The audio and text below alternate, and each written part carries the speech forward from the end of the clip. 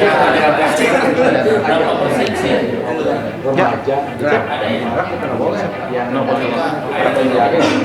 Assalamualaikum warahmatullahi wabarakatuh. Selamat pagi. Program KB di era Orde Baru era dulu lebih kepada memang pelanggaran hak asasi manusia katanya. Semua orang dipaksa, semua orang harus segala macam. Dengan 2 anak cukup. Jadi 2 anak cukup, selesai, udah, tidak boleh yang lainnya. Dan ada pembatasan-pembatasan. Nah, era reformasi ke sini, kenapa orang harus ber-KB? Orang harus menjadi peserta KB karena KB itu bukan untuk mencegah atau tidak boleh menyetop, tapi lebih kepada melakukan perencanaan keluarga. Kalau mau melihat yang gitu-gitu, kos gitulah ya, bokep dan sebagainya, mau kenal dengan Mia Khalifah, mau kenal dengan Mia Zawa dan sebagainya, Sue Anderson, jadi nggak nyebut kos gitu, tidak apa ya. Gampang klik, walaupun katanya Kominfo melarang tuh ya, memblok. Tapi ya namanya remaja. Nah, apa sih peran kita ya terhadap remaja? Artinya memberikan pendidikan seks, education. Artinya gini, jangan tabu loh bicara tentang organ tubuh kepada remaja. Jelaskan bahwa seseorang yang sudah menstruasi, misalnya, itu sudah bisa hamil.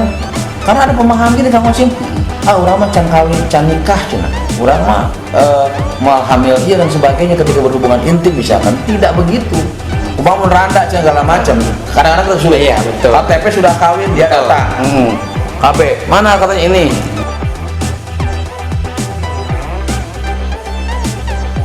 Assalamualaikum warahmatullahi wabarakatuh. Selamat pagi sobat PWI, sobat PWI channel Karawang TV. Hari ini kita berjumpa lagi dalam acara Ngobrol Santuy bersama channel PWI Karawang TV.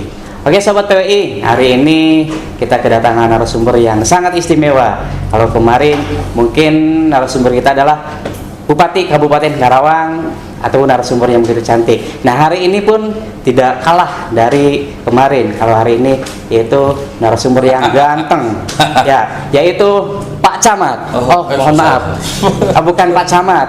Klarifikasi, yaitu Pak Kabid Pengendalian Penduduk. Dinas Pengendalian Penduduk atau Dinas KB Kabupaten Karawang, yaitu Pak Imam Husairi Bahana, atau dipanggil Pak Bro. Pak Bro, apapun. Panggilnya adalah Pak Bro. Sebelum kita ngebahas mengenai tentang KB atau Pengendalian Penduduk, nanti Pak Bro ini, Pak Baim akan menyapa dulu sahabat PWI yang ada di sana nih. Oke, sebelumnya kita persilakan untuk Pak Bro untuk menyapa sobat PWI yang ada di sana yang pantengin channel Karawang TV. Pak Bro, silakan untuk menyapa sahabat PWI yang ada di sana. Assalamualaikum guys, sahabat PWI seluruh Kabupaten Karawang, Indonesia dan dunia akhirat lah dan sebagainya. Hari ini kami bahagia sekali, saya bahagia sekali, keluarga besar DPP KB Karawang, Dinas Pengendalian Penduduk dan keluarga berencana Kabupaten Karawang bisa hadir, bisa menyapa sahabat PWI di mana saja berada. Semoga mungkin obrolan kita bermanfaat ya. Amin, amin, amin. Siap, brother. Siap. Oke, mungkin itu aja. Mangga. Udah, Pak. Udah. Ditutup, Pak. Tutup, pulang kita. Oh, ya pulang. Tenang sobat PWI, kita belum nih, obrolannya belum. Itu mah baru say hello aja dari Baim atau Pak Bro mengenai tentang obrolan-obrolan. Oke, yuk kita ngobrol mengenai tentang pengendalian penduduk dan keluarga berencana. Mungkin yang akan dipertanyakan adalah mengenai tentang garapan Dinas DPP KB Kabupaten Karawang yang hari ini tengah pandemi. Pak Bro, kita mau nanya, DPP KB Kabupaten Karawang hari ini lagi sibuk apa? Ataupun program apa yang tengah kegiatan apa lagi di pandemi kayak ini? Mungkin Pak Bro bisa dongeng atau menceritakan mengenai tentang begini dinas. ya. Thank you. Jadi gini, mungkin saya mau agak perjelas lah bahwa kalau kita bicara keluarga berencana, kadang awam bicara soal kondom, alat kontrasepsi, pil dan sebagainya. Jadi memang sekarang dimensi keluarga berencana tidak hanya soal alat kontrasepsi. Jadi sejak ada Undang-Undang Nomor 10, kemudian berubah jadi Undang-Undang Nomor 52 tahun 2014. Mindset keluarga berencana itu sudah berubah dari alat kontrasepsi menjadi bagaimana membangun ketahanan keluarga. Dulu sasaran keluarga berencana adalah PUS, pasangan usia subur. Artinya seseorang yang sudah menikah, gitu kan, sudah menikah, kemudian dia mau punya anak atau dia nggak punya anak dulu, kemudian dibantu dengan alat HB. Nah sekarang sasaran keluarga berencana itu lebih kepada keluarga. Nah, dimensi keluarga ini kan ada. Kalau ngomong bahasa undang-undang, keluarga itu kan ada di Undang-Undang Nomor 10 itu tahun 1992.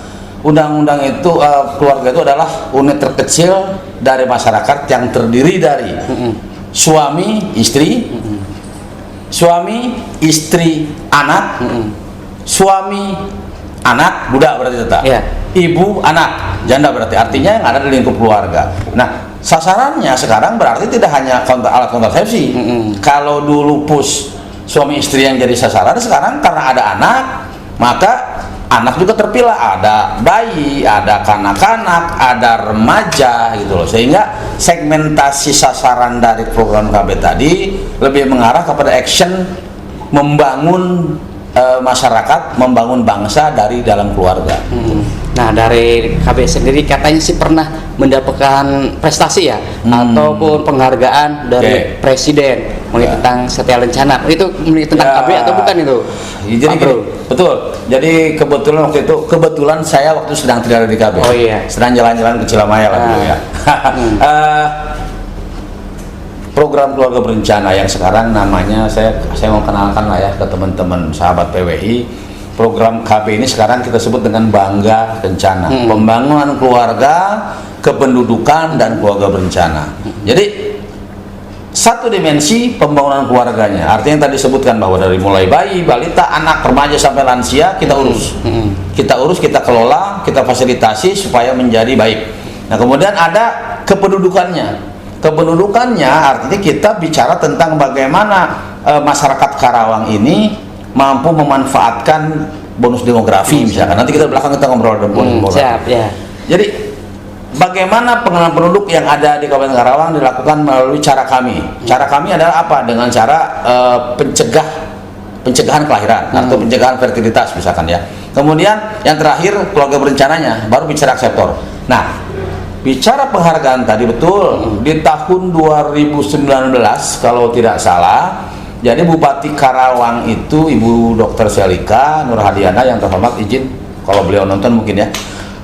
Beliau itu satu-satunya bupati perempuan ya di Indonesia pada saat itu, dan satu-satunya bupati di Jawa Barat kepala daerah yang mendapatkan Satya Lencana pembangunan pembangunan keluarga. Jadi apa sih yang menelatar belakangi misalkan Bupati Karawang mendapatkan Satya Lencana tersebut dari Presiden Joko Widodo misalkan ya, karena Karawang dianggap pertama mampu melakukan pengendalian penduduk, kedua mampu mempertahankan sebagai kabupaten yang peserta KB-nya konstan ya, ketiganya dari segi penekanan laju pertumbuhan penduduk gitu ya. Jadi saya mau cerita tentang ini. RPJMD sebelum Ibu Selika dengan Pak Jimmy, kan? Waktu itu Pak Adeswara dengan Bu Selika, kita pada tatanan LPP 1,76 ya.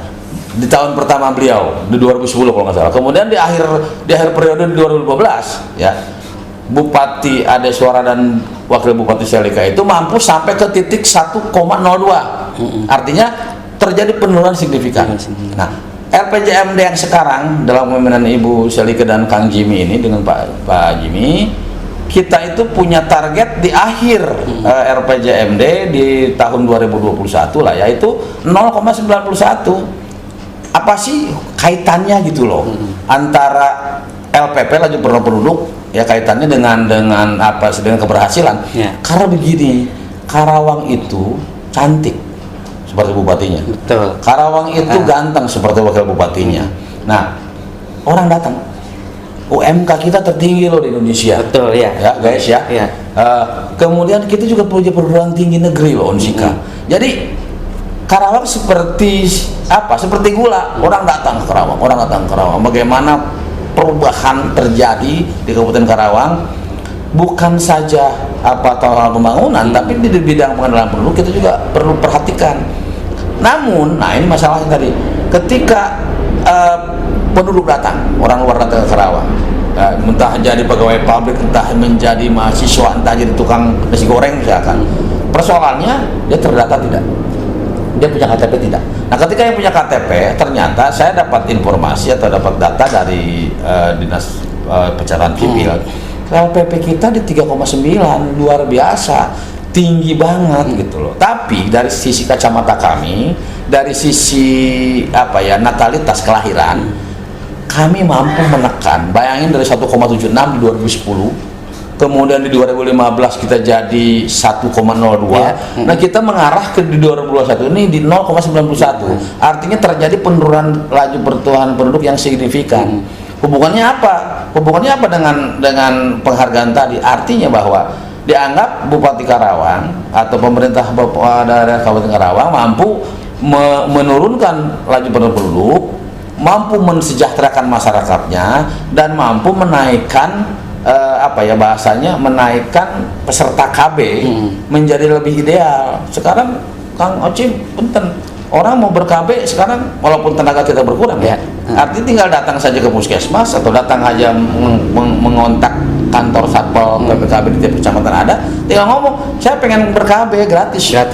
Pemerintah kasih gratis. Ya. Gitu. Apa yang diceritakan tadi Pak Bro ini sebuah prestasi untuk Kabupaten Karawang, sehingga Bupati Kabupaten Karawang ini mendapatkan setia lencana dari Presiden. Oke. Nah yang menjadi pertanyaan nih Pak Bro, kenapa sih harus KB? Nah kenapa masyarakatnya harus ditekankan untuk KB? Kemudian kan kalau kita di kacamata secara agamis seperti apa gini Pak Bro? Kemarin sempat agak rame-rame juga nih. Ini Pak Bro mungkin bisa menjelaskan kenapa sih masyarakat harus KB? Kemudian secara kacamata agamis seperti apa? Mungkin Pak Bro bisa menjelaskan nih. Sekali lagi, artinya kalau kita bicara KB dari sisi penggunaan alat kontrasepsi berarti tadi saya jelaskan KB tidak hanya alat kontrasepsi. Jadi kenapa seorang harus ber-KB atau kenapa seorang harus menjadi peserta KB? Sebetulnya gini, saya ngomong boleh nggak ya bahwa program KB di era Orde Baru era dulu lebih kepada memang pelanggaran hak asasi manusia katanya. Semua orang dipaksa, semua orang harus segala macam. Dengan 2 anak cukup. Jadi 2 anak cukup, selesai, udah, tidak boleh yang lainnya. Dan ada pembatasan-pembatasan. Nah, era reformasi ke sini, kenapa orang harus ber-KB? Orang harus menjadi peserta KB. Karena KB itu bukan untuk mencegah atau tidak boleh menyetop, tapi lebih kepada melakukan perencanaan keluarga. Jadi sekarang gini loh, saya mau anak kelima, mangga. Kalau mampu merencanakan punya anak kelima, kita punya penghasilan cukup, pendidikannya nanti terjamin, kesehatannya terfasilitasi, kenapa enggak? Artinya silakan saja gitu kan. Namun tagline kita kan dulu 2 anak cukup misalkan ya. Sekarang berubah. Dua anak lebih baik. Nah sekarang kita punya tagline baru, namanya 2 anak lebih sehat. Ini yang digelontorkan oleh Pak Dr. Hasto ya, atau Kepala BKKBN Pusat yang baru sekarang, mantan bupati lah gitu ya. Jadi kenapa saya harus KB? Paling tidak dengan anak 2 dia bisa lebih fokus untuk membesarkan anaknya, entah di bidang pendidikan, entah kesehatan. Satu hal loh, Kang Ocim ya, satu hal. Jadi kadang-kadang ada pemerintah daerah lain atau ada pihak lain yang menganggap gini loh, program KB itu tidak menghasilkan duit. Betul, pegawai anak-anak program KB itu menghabiskan anggaran APBD, yes, untuk hari ini. Tapi untuk 10 tahun 20 tahun ke depan, program KB mampu menghemat. Contoh kita ambil ya, ketika kita harusnya tidak dibatasi, katakan jumlah anak tidak dibatasi, katakan jumlah anak dibiarkan, orang punya anak mau 2, mau 3, mau 5, 10, mangga. Pemerintah itu capek-capek loh bikin puskesmas, membuat sarana kesehatan, sarana pendidikan, sudah diukur sedemikian rupa. Di satu kabupaten misal harus ada 100 sekolah SD, 50 puskes dengan asumsi 2 anak.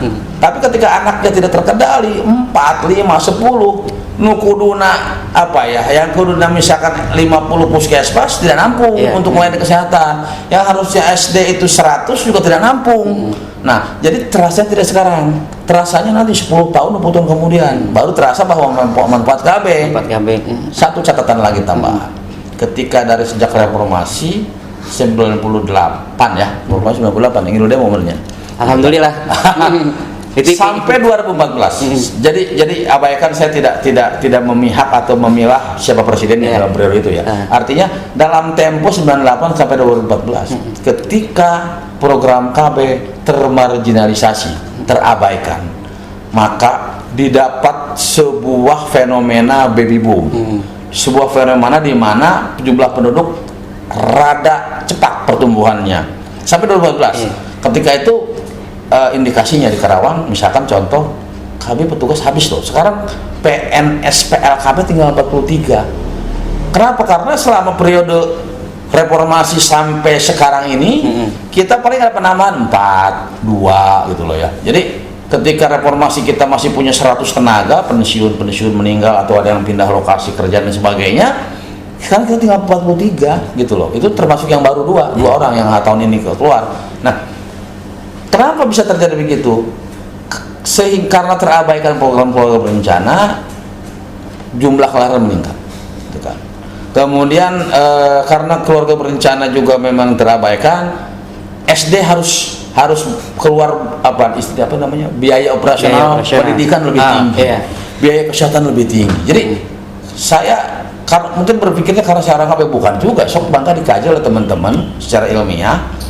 Apakah program KB bermanfaat? Hari ini mungkin sekedar orang dipasang ayudi, hari ini sekedar orang disuruh anak 2 misalkan, tapi percayalah dalam tempo 10-20 tahun ke depan akan berasa manfaatnya. Itu saja. Pada intinya untuk kenapa kalau KB untuk lebih fokus ya, lebih fokus ngedidik anak yang dijangka usianya nggak karena kayak setahun, borojol gitu kan, seperti itu kan, borojol, udah lain ucing. Jadi satu lagi, jadi tadi kan di awal soal bicara pandemi, mau nanya Pak soal pandemi tuh kira-kira. Ngomong, ngopi heula ayeuna. Oh, boleh. Sobat PWI sebentar ya. Nanti saya hubungkan antara pandemi dengan baby boom tadi ya. Siap. Soal Kamila. Kopi dulu. Minum dulu ya. Guys, kopi guys.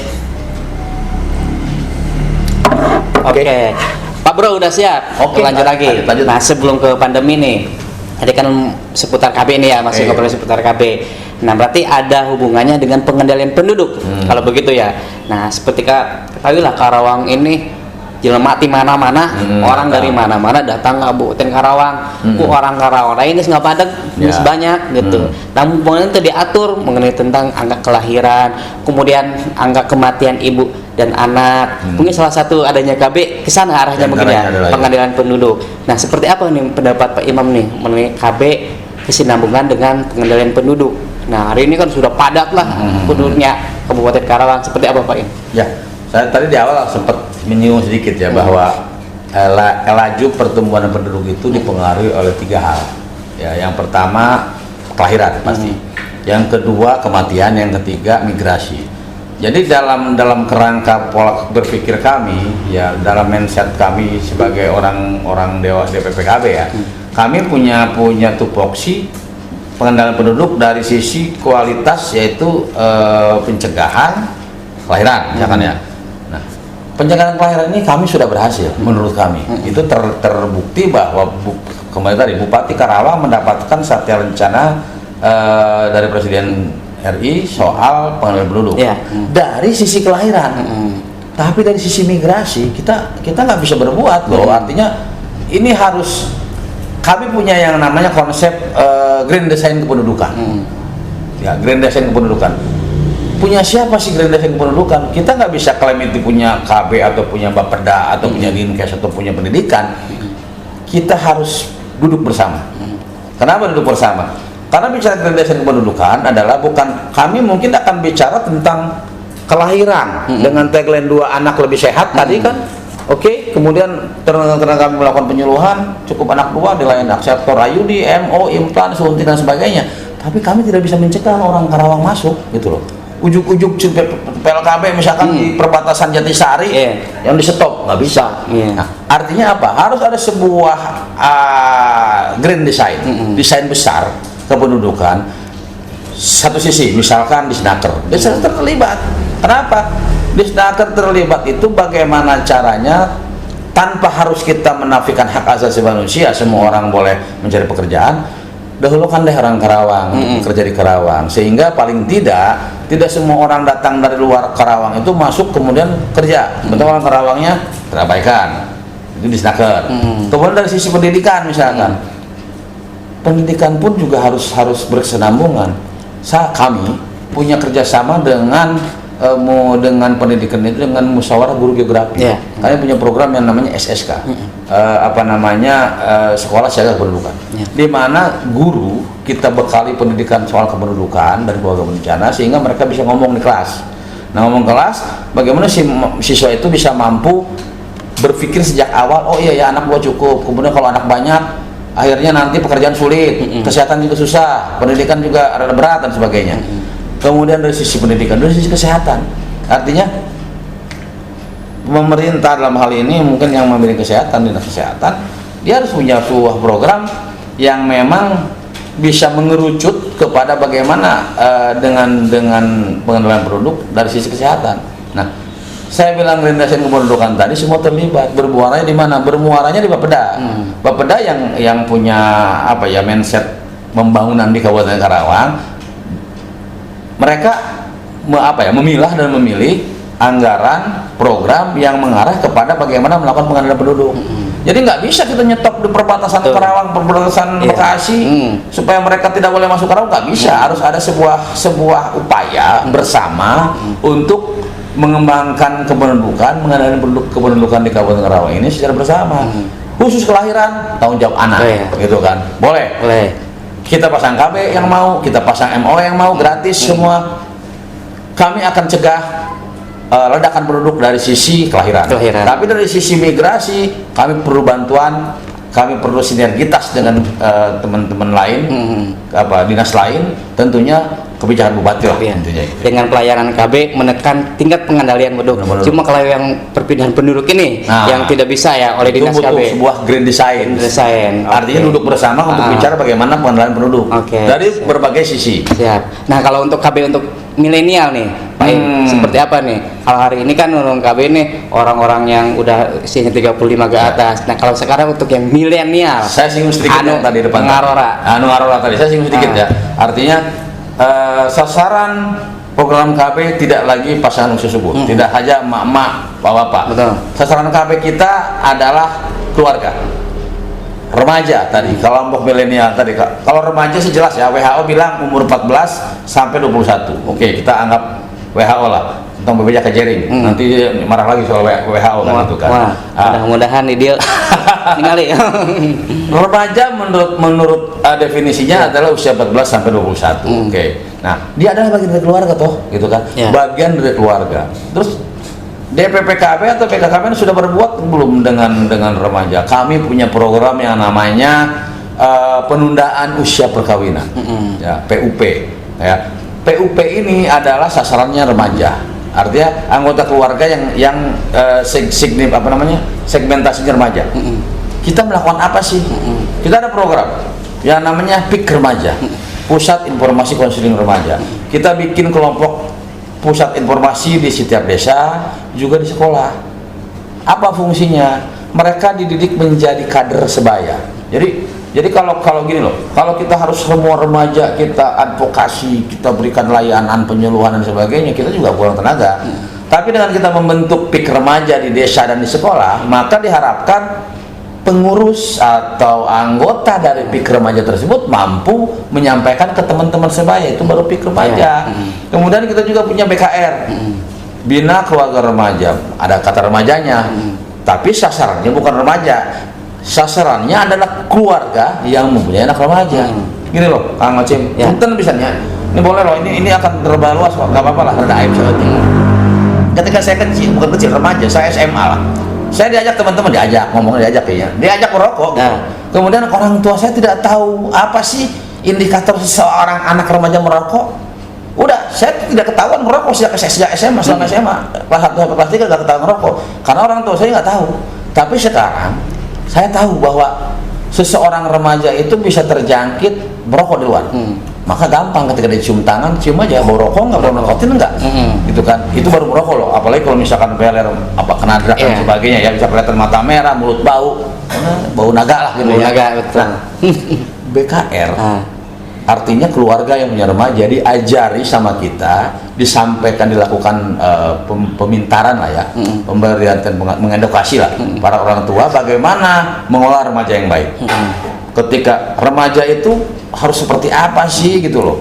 Remaja itu kalau SMP saja kelas 3 tidak di nggak mau diajak kondangan, dia maunya di rumah, di kamar. Buat yang perempuan, buat yang laki-laki main gitar di ronda misalkan gitu ya. Nah, orang tua remaja harus paham bahwa ini adalah psikologi remaja.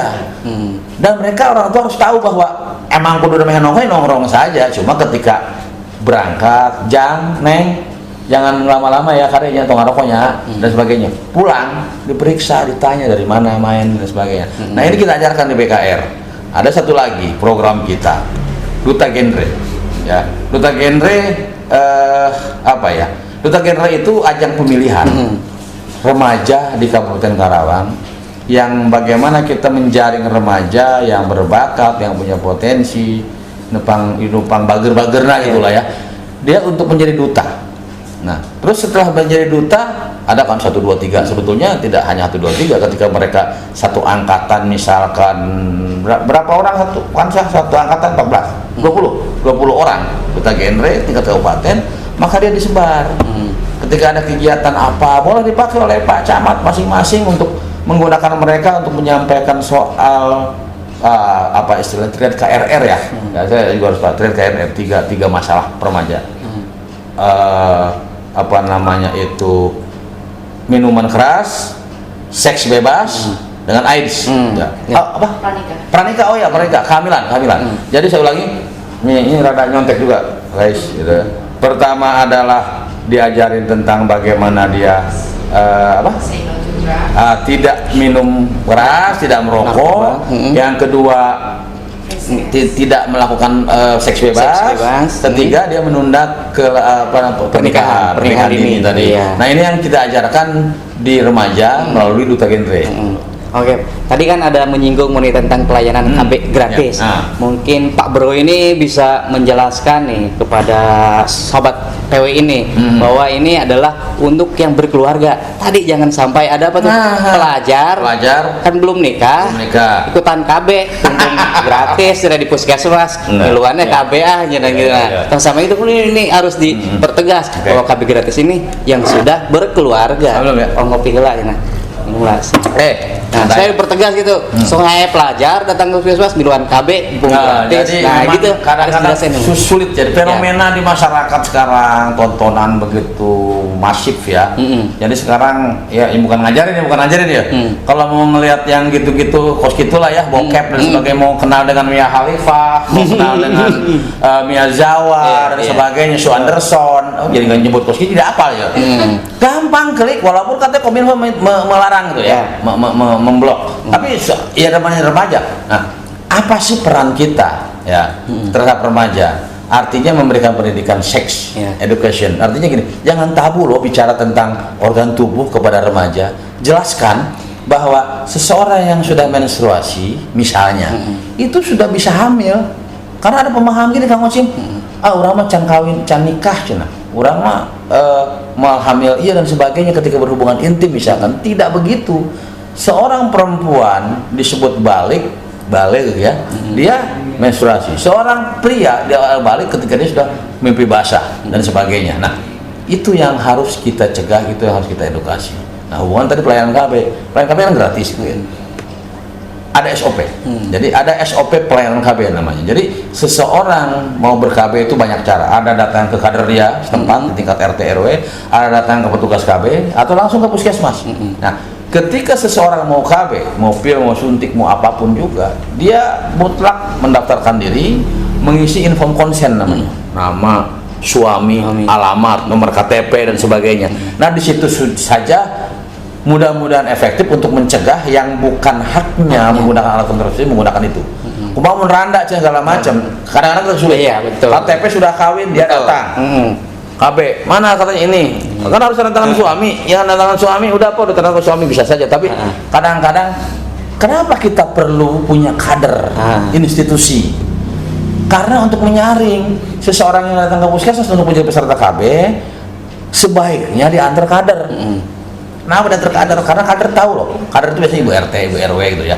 Tahu si A ini sudah punya suami, si B ini randa gitu kan, si C ini belum nikah. Jadi ketika dia mau ber-KB, selain dicegah melalui tatanan administratif ya, SOP tadi bahwa dia harus ngisi info konsen, semacam formulir, nama, alamat, KTP, status nikah dan sebagainya, juga si kader setempat juga tahu bahwa dia memang punya suami atau punya istri lah kalau seorang laki-laki. Nah ini kita mencegahnya dari sisi itu. Jadi program KB yang bersifat kontrasepsi biasanya kita melakukan itu melalui melalui tahapan kader dari bawah. Gitu. Artinya itu mungkin diperketat ya. Pasti. Tidak hanya bisa los-losan. Begitu yang mau dijos ya, So, datang ke bidan saya, iya. itu puskesmas, datang ke bidan swasta, misalkan ya bidan apalah datang, Bu Abdi badai suntik KB, pasti dia akan ditanya Identitas, nama, suami, istri, kemudian KTP-nya, tanda tangan suami. Ya, Pak Abi yang tanda tangan. Enggak ya, Pak Bro enggak ya. Insya Allah tercegah dengan SOP pelayanan keluarga berencana. Oke, mungkin kalau ngobrol tentang KB udah cukup panjang nih. Sekarang berbicara kinerja nih, Pak Bro. Tadi kan udah cukup panjang mengenai KB, kemudian kesinambungan dengan pengadilan penduduk. Kinerja dan sekarang SDM-nya lah ya. Kinerja DPP KB Kabupaten Karawang RPJMD 2016-2021. Terlebih tahun ini adalah pandemi. Tercapai apa tidak? Tidak apa tercapai? Seperti apa ini? Pak Im? Yang pertama RPJMD, Rencana Pembangunan Jangka Menengah Daerah, biasanya dikaitkan dengan Mas Periode Bupati. Bupati, kita sebut boleh ya, Bupati Selika dengan Wakil Bupati Jimmy. Betul. Oke, rada netral gitu lah, rada netral. Oke. Inti RPJMD adalah apa? Bagaimana menekan laju pertumbuhan penduduk, itu aja intinya mah. Jadi berbagai cara upaya kita pasang KB, kita bikin kampung KB, kita bikin kelompok tadi ya BKB, BKR tadi bermuaranya bagaimana di ujung tadi LPP kita menurun. Nah, ini indikator bahwa LPP itu sangat berhubungan betul berkaitan betul dengan pembangunan. Balik lagi yang tadi. Jadi ketika bupati siapapun mampu menggelontorkan anggaran APBD Karawang 4 triliun lah ya katakan. Mau 10 triliun sekalipun sekarang pemerintah Kabupaten Karawang menggelontorkan uang untuk pembangunan pendidikan, kesehatan, ekonomi dan sebagainya, IPM tadi. Ketika penduduknya terus meningkat juga nggak akan nyampe-nyampe. Inti dari LPP kenapa turun? Karena apa? Untuk meningkatkan kesejahteraan. Nah, ditanya sejauh mana sih LPP kita RPJM kita bahwa itu sukses dari bidang kita. Kalau mau indikatornya penghargaan bupati jelas bahwa di RPJMD Karawang 2016, 2021 kita sukses. Karena indikatornya penghargaan. Kalau indikator penghargaan. Tapi kalau indikatornya itu adalah kesejahteraan, yuk mari kita sama-sama bahas. Berapa sih indeks per kapita masyarakat Karawang? Berapa urutan ranking berapa sih IPM Karawang dan sebagainya? Dari tatanan kami, dari DPPKB, kami punya tugas bagaimana melakukan pengenalan penduduk, mensejahterakan masyarakat, meningkatkan kualitas.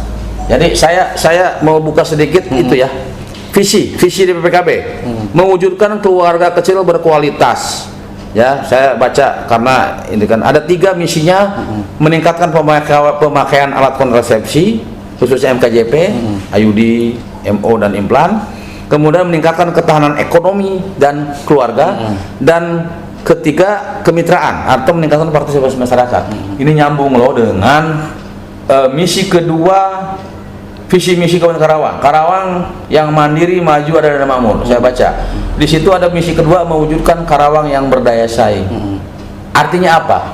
DPPKB Karawang sebagai bagian dari pemerintah Kabupaten Karawang dalam RPJMD yang dipimpin Ibu Selika dan Pak Jimmy ini, Pak Ahmad Jamal Kari, kita mempunyai peran bagaimana meningkatkan kualitas masyarakat. Jadi visi dan misi DPPKB nyambung dengan misi kedua Kabupaten Karawang. Kita meningkatkan kualitas keluarga, menumbuhkan daya saing, sehingga KB itu bukan kalau pasang KB IUD itu cuma sarana gitu loh. Kemudian ngasih modal PKS juga cuma sarana. Terus apa lagi ya? Bikin kampung KB sarana gitu. Kemudian mendidik remaja milenial itu sarana. Goalnya apa? Goalnya tetap bagaimana kita meningkatkan kualitas keluarga, sehingga dari kualitas keluarga yang berkualitas maka meningkatkan ketahanan dan ekonomi keluarga. Itu aja intinya mah. Tugas kami itu. Kalau indikatornya prestasi sudah tercapai. Sudah pastilah tadi bicara rencana tadi ya kan. Tapi kalau berbicara tentang kesejahteraan, karena masing-masing individu berbeda ya. Berbeda. Saya sejahtera itu belum, ini belum gitu. Tapi kalau ingin sejahtera masuk organisasi namanya gitu. Belum tentu sejahtera. Artinya paling tidak gini loh. Apakah punya anak 2 dijamin sejahtera? Ya tentu tidak. Artinya tidak ujuk-ujuk gitu. Iya. Anak saya 2 loh, misalkan geuning urang teu benghar. Bukan itu. Bukan itu. Tapi ketika keluarga ini anak 2, keluarga ini anak 2, keluarga ada 2. Sehingga ketika ada 100 keluarga, berarti akan ada anak 200. Ya. Anak 200. Nah, pemerintah menyediakan sarana kesehatan, pemerintah menyediakan sarana pendidikan, pemerintah menyediakan pasar dan sebagainya. Itu peruntukan buat 200 orang. Tapi ketika kami tidak bisa mengendalikan jumlah anak, nu tadina setiap keluarga 2 ternyata jadi 3, 5, 7, 3, 2, 4 segala macam. Artinya anak yang 200 tadi, anggaran yang pemerintah sediakan 200 buat 200 anak. Kemudian anaknya jadi 400. Maka puskesmas yang 50 tidak akan cukup, SD yang 100 tidak akan cukup, pasar yang ada 20 tidak akan cukup. Karena kenapa? Karena masyarakatnya atau jumlah penduduknya tidak terkendali. Nah, itu tugas kami. Jadi tugas kami tidak mensejahterakan masyarakat secara individu. Pak Ocim boga pemajikan anak 2, geuning aing teu sejahtera gitu kan bahasanya kan.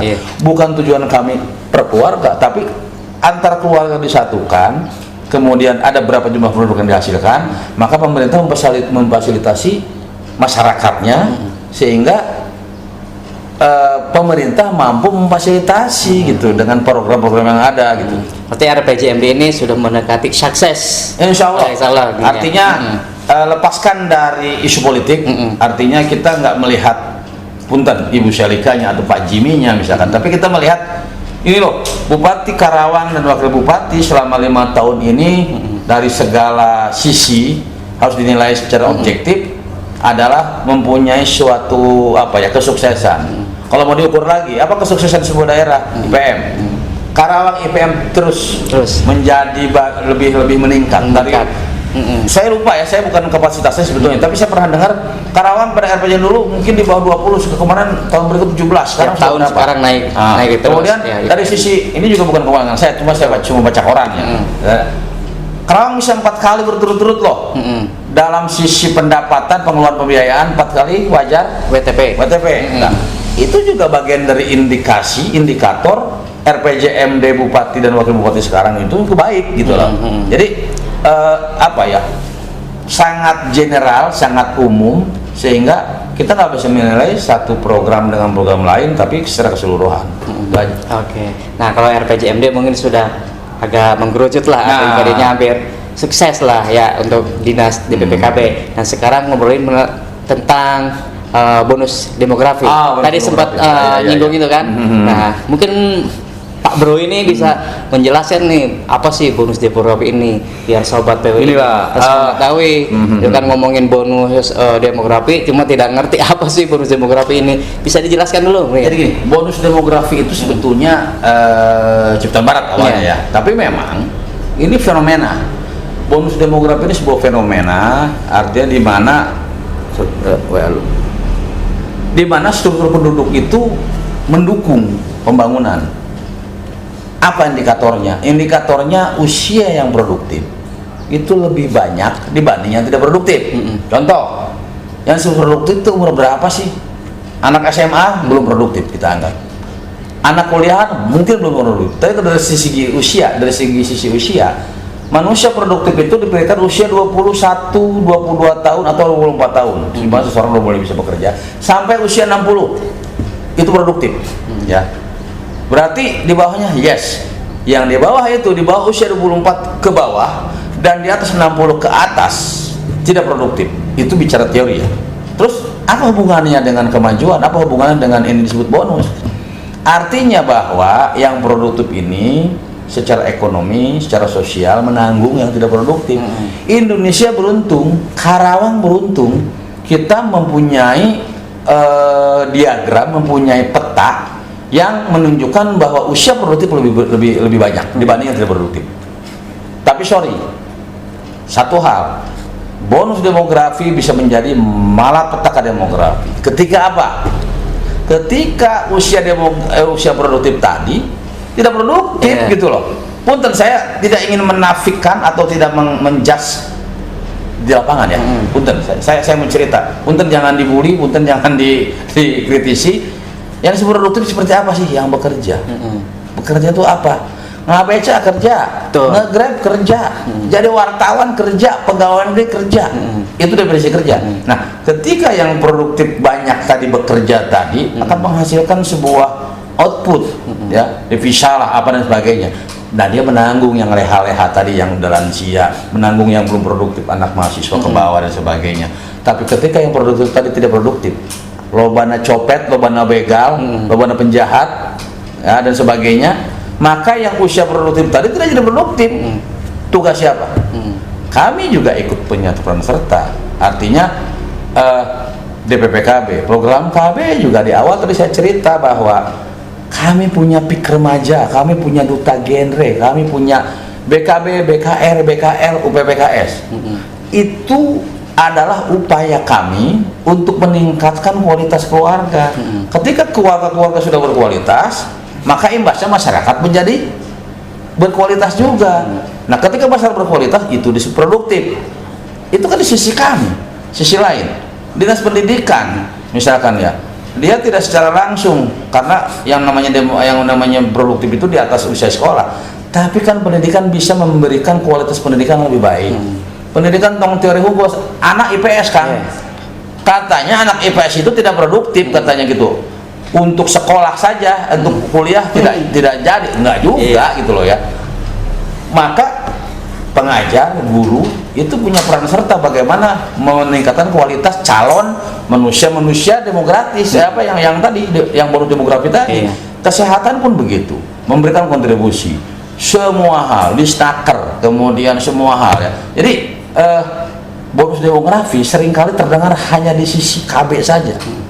Padahal bonus demografi adalah kerja bareng kita, tugas kita bersama, bagaimana fenomena yang katanya menguntungkan buat Indonesia, buat Karawang tadi dengan usia produktif yang banyak, memang benar-benar produktif, jangan malah menjadi malapetaka demografi. Gitu loh. Iya, siap. Cukup panjang juga nih dalam iya mah pedawe. Tadi ngomongin soal tentang PN ya, IPS sama IPS. Sama IPS. Iya. Kayaknya kita jodoh. Sama. Kemudian ekonomi juga ini, magister juga ini. Kayaknya sama kita berjodoh. Oke sobat PWI channel Karawang TV, tadi panjang lebar nih dari Pak Bro yang sudah menjelaskan mengenai tentang KB, pengadaan penduduk, dan terakhir bonus demografi. Nah, sebelum kita ditutup nih, kita tantangin beliau untuk menyimpulkan apa yang tadi dijelaskan. Kemudian terakhir ada imbauan supaya sobat PWI ini mengetahui nih mengenai tentang Dinas KB atau imbauan dari Dinas KB, termasuk tadi tagline ganti dulu ini 2 anak cukup, sekarang 2 anak sehat. Nah, sekarang nih Pak Bro mungkin bisa menyimpulkan dari bahasan-bahasan yang tadi disampaikan mengenai tentang KB, pengendalian penduduk, dan bonus demografi. Kesimpulan dari 3 bahasan ini seperti apa, dan imbauan untuk sobat PWI dan yang mantengin ini channel PWI Karawang TV ini seperti apa? Silakan Pak Bro. Guys, sebetulnya ini licik ya.